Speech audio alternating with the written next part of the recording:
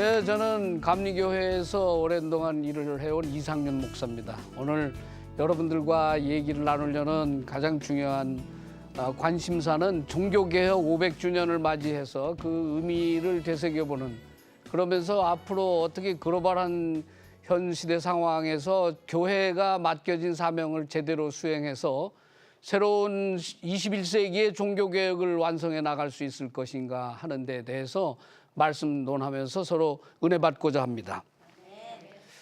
종교개혁하게 되면 지난 500년 동안 교회가 가톨릭만 있었는 줄 알았는데 개신교회라고 하는, 프로테스트하는 새 교회가 지나간 500년 동안 급히 성장하고 또 400만 개가 넘는 교회를 가지고 성장했던 내력을 여러분들이 아실 것입니다. 그런데 이런 종교개혁은 처음 시작할 때부터 그렇게 간단하고 순탄하게 시작한 것은 아니었습니다. 왜냐하면 가톨릭 교회가 1500년 이상이나 오랜 세월 동안 정통성을 유지하고 지구촌 교회를 섬겨왔던 까닭에 독일 일부에서 교회를 개혁하자고 하는 그런 주장을 펴는 일은 상당히 불경하고 도발적인 일이기까지 해서 이단으로 정죄를 받거나 박해를 감수해야만 했던 일이었습니다.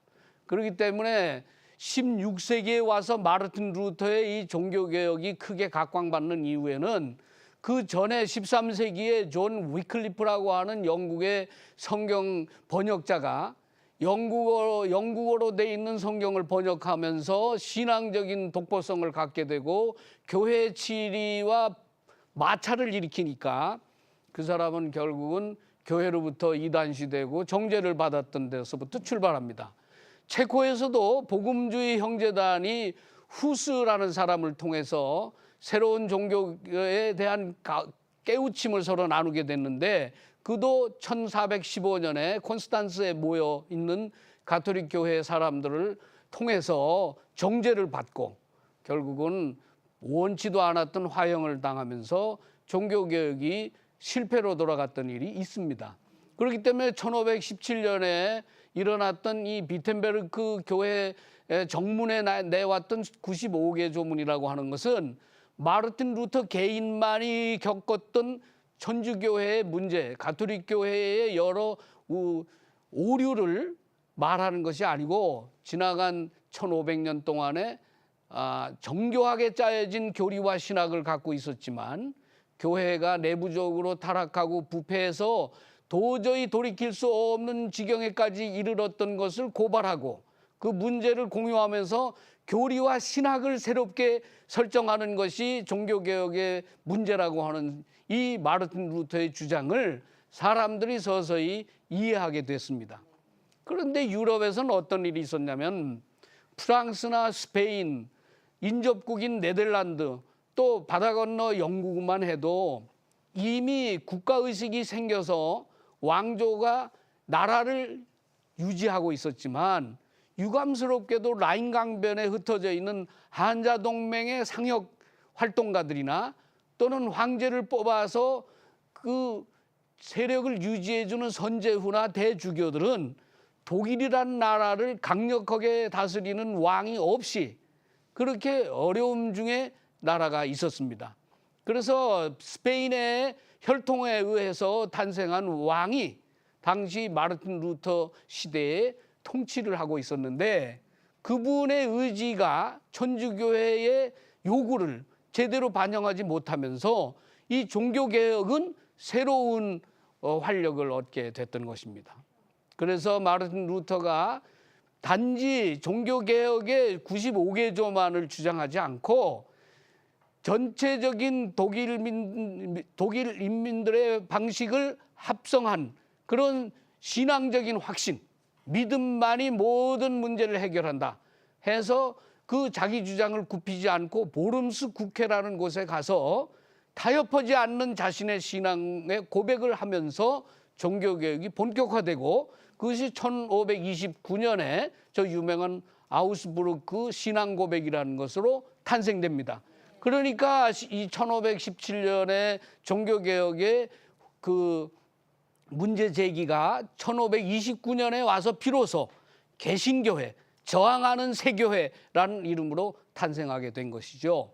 그래서 오늘날도 이 교회들은 지나간 500년 동안 이 마르틴 루터가 하려고 했던 교회 개혁, 한 번도 아니고 수십 번이라도 교회를 새롭게 쇄신하고 말씀 안에서 거듭나야 된다는 이 가르침은 지금도 교회를 새롭게 하는 원동력이 되는 것입니다.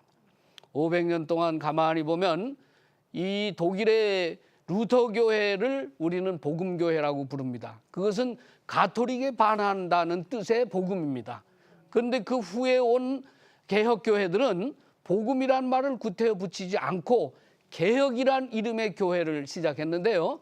그 네덜란드의 개혁교회, 헝가리의 개혁교회, 그 다음에 영국에서는 스코틀랜드에서 장로교회라는 이름으로 개혁의 명맥을 이어가고 생명을 생성시켰던 것입니다. 그 중에 가장 유명했던 사람은 마르틴 루터보다 한 세대 늦게 태어났지만 그러나 종교개혁 신학에 대해서 그 누구보다도 양보하지 않는 제1인자로 장 칼뱅을 꼽습니다.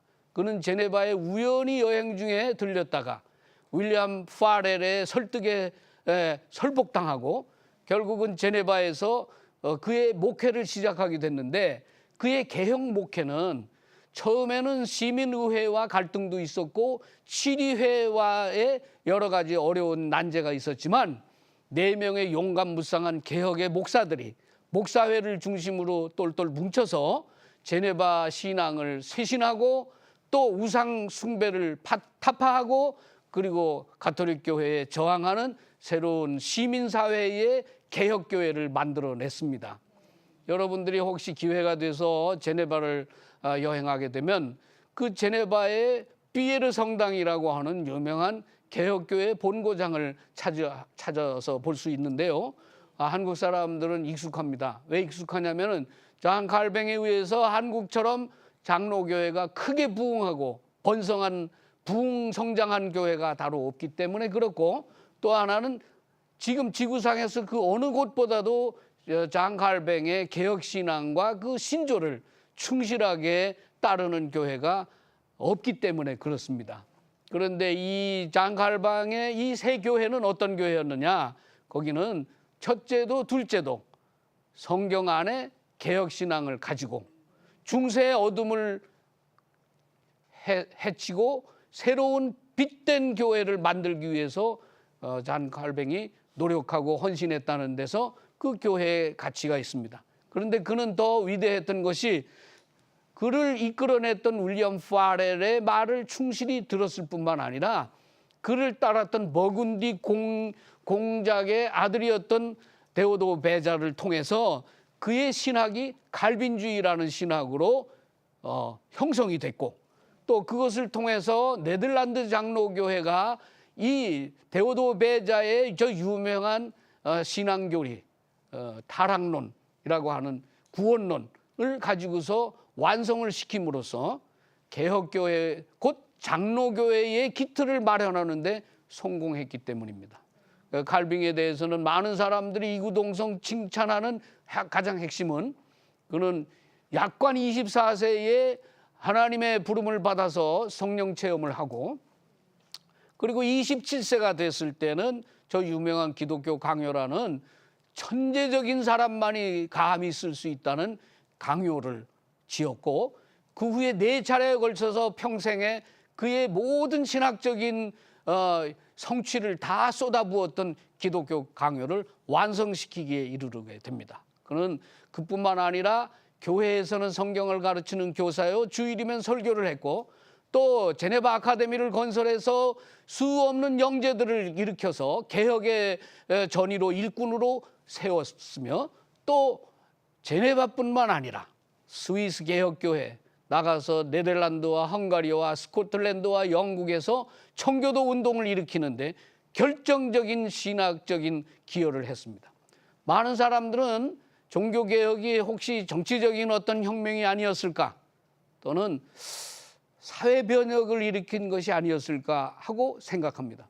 물론 그런 측면이 없지 않아 있고 교회와 사회 관계에서는 그러한 복합적인 반응이 일어나서 교회가 좀 더 지역사회에 침투하고 국가사회에 기여하기 위한 자기 헌신으로서 종교를 개혁했다는 걸 실감할 수 있습니다. 그러나 그보다 더 중요한 것은 성경이 가르치고 성경이 증언하고 있는 예언자들의 가르침과 교회가 타락하지 말아야 된다고 하는 빛과 소금의 사명을 새롭게 각성시키는 데 있어서 가장 중요한 근거가 되는 성경으로 개혁의 원리를 삼고 개혁의 지침을 삼았다는 데서 이 종교개혁에 빼어난 강점이 있습니다. 가톨릭 교회도 지나간 세월 수 없는 신학적인 변전과 발전이 있었습니다. 3세기에도 카르타고 교회를 지켰던 어거스틴 주교라는 분이 그런 훌륭한 신학적인 기여를 했고, 5세기 이후에도 안셀름이라고 하는 신학자가 교회의 신앙과 이성을 분리해서 교리신학을 완성했을 뿐만 아니라 토마스 아퀴나스라고 하는 10세기의 천재를 통해서 신학을 대전으로 가장 완성된 형태의 신학으로 완성하는 스콜라 철학을 이루어냈습니다. 그럼에도 불구하고 교회가, 그런 신학적인 기초가 튼튼한 교회가 성직을 매매하게 됐습니다. 교권이 타락하고 그리고 부정부패를 일삼는 성직주의가 위세를 떨치게 되면서 천주교회는 15세기에 모든 사람들의 지탄을 받는 면벌부, 소위 말하는 면죄를 보장해주는 채권을 발행하는 데까지 이르렀습니다. 거기엔 여러 가지 이유가 있겠지만 가장 중요한 것은 베드로 성당을 새로 건축해야 된다는 데서 레오 10세가 생각하기에 모금을 좀 해야 되겠다 하는 단순한 동기로 시작했으나 이미 13세기 때부터 성직을 매개로 하는 매매가 널리 공인돼 있었고 묵인돼 있었기 때문에 성직을 통해서 이권을 개입하고 지방 제후와 토후 세력들이 성직을 매입해서 지방 교구를 지배하는 그런 세습과 사유화가 반복적으로 일어났기 때문에 면벌부를 팔게 됐을 때는 이미 사람들이 그런 일에 그렇게 큰 문제의식을 갖고 있지 않았습니다. 그렇기 때문에 해당된 사람들은 면벌부를 팔고 사는데 크게 장애를 안 받았는데, 문제는 수도원에서 영적으로 금욕적 자기 헌신을 단련하고 학문적으로 성서학에 가장 중요한 고비를 넘겨서 신학 박사 학위에 성취를 했던 마르틴 루터 같은 수도자는 교회의 풍토, 현실에 크게 낙심했습니다. 그리고 이것은 이렇게 가면은 하나님의 도성이 무너지고 하나님의 교회가 도저히 회복될 수 없다는 절박한 느낌을 갖게 됐습니다. 그래서 그 자신이 오랫동안 헌신해 왔던 사랑하는 교회를 살리기 위해서 개혁에 나섰던 것입니다. 처음에는 우리가 알고 있기로는 마르틴 루터는 문서상으로 본인이 이런 개혁의 큰 중심이 되거나 이런 큰 대세를 이룰 만한 사람이라고 본인은 의식하지 않았다고 합니다. 왜 그러냐면 이미 두터워질 대로 두터워진 가톨릭 교회의 교권도 셌고 또 상층 명령 체계가 엄격하기로 유명한 독일 교회 안에서는 자신은 이제 6년밖에 되지 않는 신생신학대학인 비텐베르크 대학에 성서학을 가르치는 일개 서생으로서는 감당할 수 없는 역사적 과제라고 그렇게 생각을 했었습니다. 그러나 대세가 중세의 어두움을 고발하고 새로운 빛된 세계를 열망하는 사람들이 늘어나고 르네상스를 통해서 형성된 새 문명의 각성이 인본주의로 발흥하고 이어서 인문주의자들이 일어나면서 라틴어만 갖고 공부하던 풍토가 바뀌면서 헬라어나 히브리어를 공부하는 학자가 배출되면서 인문학적 소양이 상상을 자극하고 교회 타락상을 용납할 수 없는 양심이 되살아나면서 마르틴 루터를 돕는 사람들이 생겼습니다. 그중에 가장 컸던 세력들은 에라스무스나 또는 그 루터와 평생을 같이 했었던 멜랑톤 같은 사람들이 있었지만 더 직접적으로는 마르틴 루터의 그러한 개혁적인 주장과 신학적인 입장이 독일 교회를 살리게 될 거라는 믿음을 갖고 있었던 프리드리히 선제후가 있었습니다. 그는 독일 신성 로마 제국 안에서 황제를 뽑을 수 있는 7명 중에 한 사람이었는데 그는 쾰른과 마인츠의 대주교와 손을 잡고 이 약관의 마르틴 루터를 교회 개혁의 선구자로 세우자. 그리고 이 사람이 원하는 믿음의 고백을 우리가 받아들이자 하는 데서 마르틴 루터의 박해를 면하도록 보호를 쳐줬던 것입니다. 그러니까 사람마다 다 어려움이 있는데 마르틴 루터야말로 석탄광부의 아들이고 변호사를 통해서 출세에 매달렸던 젊은 시절을 보냈던 사람이 어느 날 한여름에 동료였던 친구가 벼락을 맞아 길에 쓰러져 죽고 그 죽음을 본 공포에 질린 이 사람은 어머니가 믿었던 안나라고 하는 그 독일의 지역 성신을 의지하면서 성 안나에게 자신의 목숨을 빕니다. 이 죽음의 길에서 살려주시면 이제는 법학을 하는 것보다는 하나님을 섬기는 신학을 해서 제가 마지막 남은 삶을 살겠습니다 하고 서약을 하게 되는데 이 극적인 회심이 마르틴 루터로 하여금 훗날 종교개혁을 시작할 때 결단성 있는 신앙 고백으로 작용하게 됐습니다. 사람마다 여러 경험이 있지만 위경에 달해서 죽음을 직시하게 됐을 때 남은 시간이 별로 없다는 절박한 한계 상황에 들어갔을 때 결심하게 되는 그 결심이 젊은 마르틴 루터를 움직였고 그를 세웠던 것입니다. 보름스 국회에서도 많은 사람들이 그를 회절하기를 요구하고 협상과 타협에 여러 물꼬가 열렸지만 그는 마지막 단호하게 거부하고 국회에 들어가서 자신의 신앙은 가톨릭의 우상 숭배가 아니고 하나님의 말씀에 의해서 교회를 변화시켜야 된다는 확신을 나타내서 저 유명한 젊은 이사야가 소명받았던 때의 그 고백, 주님 내가 여기 있습니다 하고 고백하는 그런 결정적인 힘을 얻게 됐습니다. 사람 하나가 지푸라기만도 못한 소망을 버리고 사람 사이에 있는 모든 요구와 타협을 거절할 때는 그만한 희생을 각오해야만 합니다. 그것이 이 개혁의 가장 중요한 것입니다. 지금도 모두가 개혁을 하지만 중도도 있고 타협도 있고 협상파도 있고 회절파도 있습니다. 이 나라도 마찬가지입니다.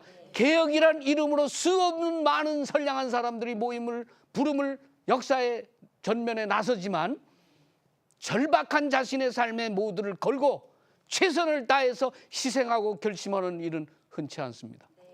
우리가 성웅 이순신이라고 말을 하는 이유는 다른 데 있지 않습니다. 그는 마지막 최후의 싸움인 명량에서 신에게 있는 배는 12척이지만 나는 이 모든 것을 다 걸고 이 조국의 명운에 목숨을 바치겠다고 결심했을 때 우리는 일본의 침략에서 벗어나는 그런 역사의 전환을 맞았습니다. 교회도 말들은 그럴싸해서 모두가 개혁도 하고 말들이 화려해서 모두가 근검절약한다고 하고서는 뒤로는 다 호박씨를 까고 겉으로는 회칠한 무덤이 되고 있습니다.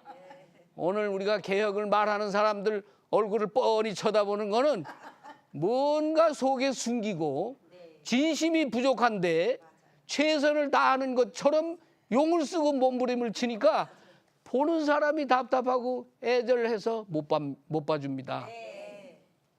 그렇기 때문에 이 종교라는 이름의 개혁은 일반 정치혁명처럼 권력을 점령해서 이권을 취득하는 것도 아니고 전쟁을 해서 전리품을 얻는 것도 아니고 사회혁명이란 이름으로 뭔가 막연하지만 구체적인 어떤 사회 변혁을 일으키는 게 아니고 심령을 변화시키고 사람과 교회를 새롭게 하고 하나님의 영광을 드러내기 위해서 자신의 안위과 모든 이권을 버릴 줄 아는 그런 결심이 없으면 개혁도 힘없고 개혁의 미명도 소용이 없습니다. 오늘 우리 교회는 바로 이 점에서 사람을 많이 모으느라고 고생한 목사들은 욕을 먹고 삽니다. 왜? 무언가 이득을 얻어서 누리고 있는 호사가 지겨울 정도로 크니까. 양극화된 서민 대중들의 마음을 후벼파고 상처를 입히는 것입니다. 나눠줄 줄 아는 태도가 전혀 없이 마지막까지라도 자기 이권을 챙기고 마지막까지라도 자기 인척들을 붙들고서 개혁을 방해합니다. 이걸 우리는 친인척 보험제라고 그럽니다.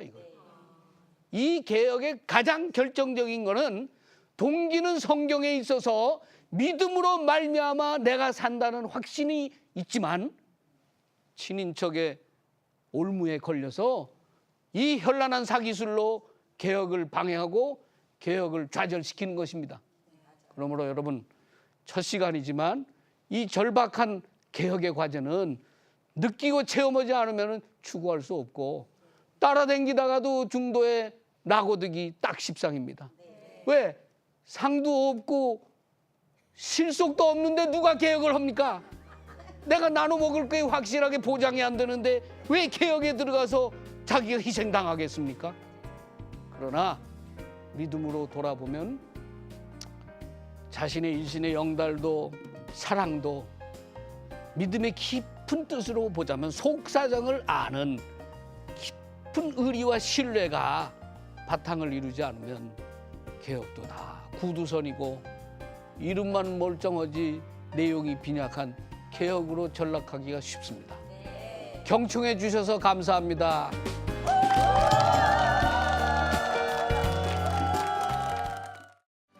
이 프로그램은 CTS 방송가족의 사랑과 후원으로 제작되었습니다. 후원 전화 02-6333-1003번, ARS 060-800-1111번으로 전화 주세요.